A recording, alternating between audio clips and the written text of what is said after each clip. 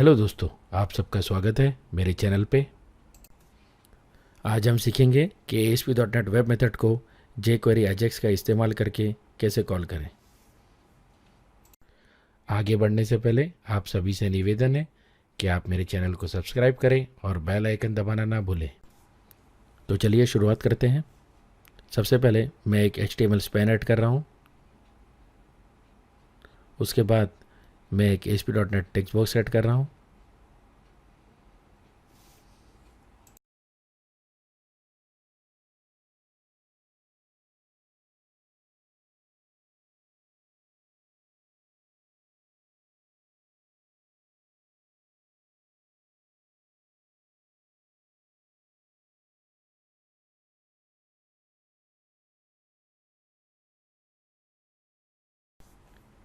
अब मैं एक HTML बटन ऐड कर रहा हूँ।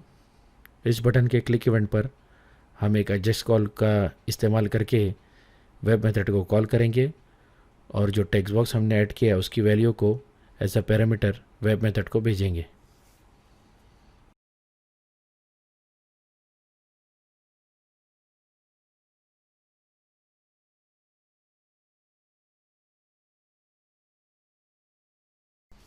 तो चलिए, हमारा HTML पार्ट कंप्लीट हो चुका है। अब हम चलते हैं कोड भी एंड में, जहाँ पर हम एक वेब मेथड बनाएंगे। अब यहाँ पर मैं वेब मेथड की शुरुआत कर रहा हूँ। सबसे पहले मैं एक एट्रीब्यूट ऐड कर रहा हूँ, system.web.services.web मेथड। इसे वेब मेथड के लिए ऐड करना बहुत ज़रूरी है।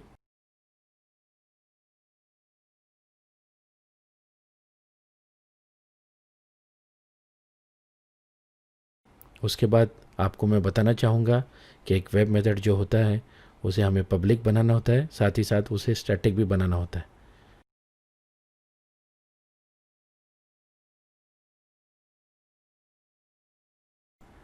अब यहाँ पर मैं एक पैरामीटर ऐड कर रहा हूँ, स्ट्रिंग नेम।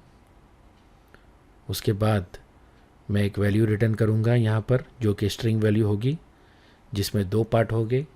सबसे पहला पार्ट वो पैरामीटर होगा नेम जो हमने रिसीव किया है, और दूसरा पार्ट होगा डेट टाइम की वैल्यू, जो कि सर्वर की डेट टाइम वैल्यू होगी।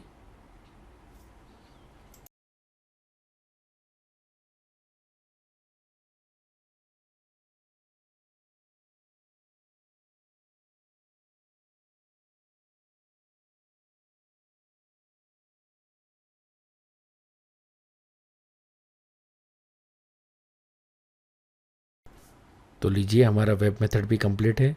अब हम वापस चलते हैं ASP पेज पर, जहाँ पर हम jQuery Ajax का फंक्शन लिखकर इस वेब मेथड को कॉल करेंगे।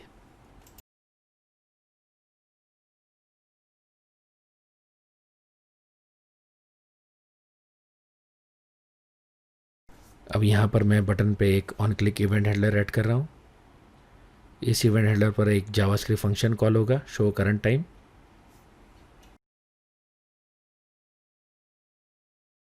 अब यहाँ पर मैंने jQuery की JS फाइल को इनहेरिट किया है। अब इसके बाद मैं स्क्रिप्ट टैग्स ऐड कर रहा हूँ। उसके अंदर हम जावास्क्रिप्ट फंक्शन को डिफाइन करेंगे।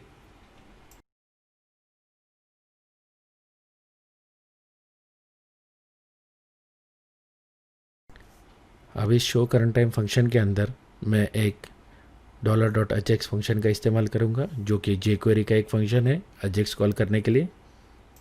अब हम इस ajax फंक्शन के कुछ प्रॉपर्टीज़ को सेट करेंगे। सबसे पहले है टाइप, जो कि हमें डिफ़ाइन करनी होती है बताने के लिए कि कौन से टाइप की कॉल है, पोस्ट कॉल या गेट कॉल। तो यहाँ पर मैं पोस्ट सेट कर रहा हूँ। उसके बाद आती है URL, जहाँ पर हमें वेब मेथड का URL सेट करना होता है। अब अगली प्रॉपर्टी है डेटा। यहाँ पर हम डेटा डिफाइन करेंगे, यानी कि पैरामीटर्स जिसे हमें सेंड करना है वेब मेथड को। तो यहाँ पर मैं नेम पैरामीटर को सेट कर रहा हूँ, क्योंकि वहाँ पर भी हमने वेब मेथड में नेम नाम का एक पैरामीटर बनाया है, और इस नेम पैरामीटर के अंदर हम टेक्स्ट बॉक्स की वैल्यू पास करेंगे। क्योंकि हम एक स्ट्रिंग वैल्यू पास करें, इसलिए मैंने सिंगल कोट का इस्तेमाल किया हूँ। यहाँ पर आप देख रहे होंगे कि मैंने क्लाइंट आईडी प्रॉपर्टी का इस्तेमाल किया है। वो इसलिए क्योंकि ASP.NET कंट्रोल्स के आईडी जब हम मास्टर पेज इस्तेमाल करते हैं या यूज़र कंट्रोल इस्तेमाल करते हैं तब चेंज हो जाते हैं। अब नई जावास्क्रिप्ट के साथ आप वाइल्ड कार्ड फीचर का भी इस्तेमाल कर सकते हैं, और अगर आप चाहे तो जैसे मैंने क्लाइंट आईडी यूज़ किया है आप उसे भी यूज़ कर सकते हैं। अब अगली प्रॉपर्टी है content type. Content type property के अंदर हम डेटा टाइप सेट करते हैं, हमारे पैरामीटर्स जो हम यहाँ से सेंड कर रहे हैं उनका। यहाँ पर मैं जेसन फॉर्मेट का इस्तेमाल कर रहा हूँ, इसलिए मैं एप्लीकेशन/जेसन सेट कर रहा हूँ। अगली प्रॉपर्टी है डेटा टाइप, जो कि कंटेंट टाइप जैसी ही है, पर ये जो सर्वर साइड से जो डेटा वापस हमें रिसीव होगा उसका फॉर्मेट सेट करने के लिए, तो यहाँ पर भी मैं जेसन सेट कर रहा हूँ।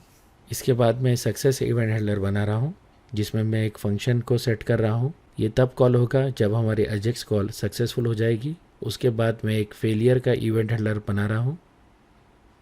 ये तब ट्रिगर होगा जब हमारी अजेक्स कॉल फेल हो जाती है, और फेलियर होने पर जो भी एरर आता है उसे मैं अलर्ट मैसेज बॉक्स में डिस्प्ले कर रहा हूँ।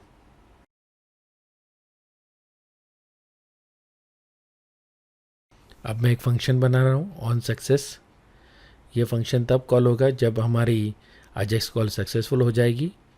इसमें एक पैरामीटर रिसीव हो रहा है रिस्पॉन्स, और इस रिस्पॉन्स की जो भी वैल्यू है उसे मैं अलर्ट मैसेज बॉक्स में डिस्प्ले कर रहा हूँ।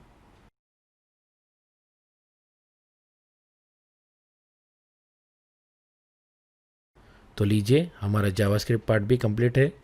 अब हम कोड को रन करके चेक कर सकते हैं।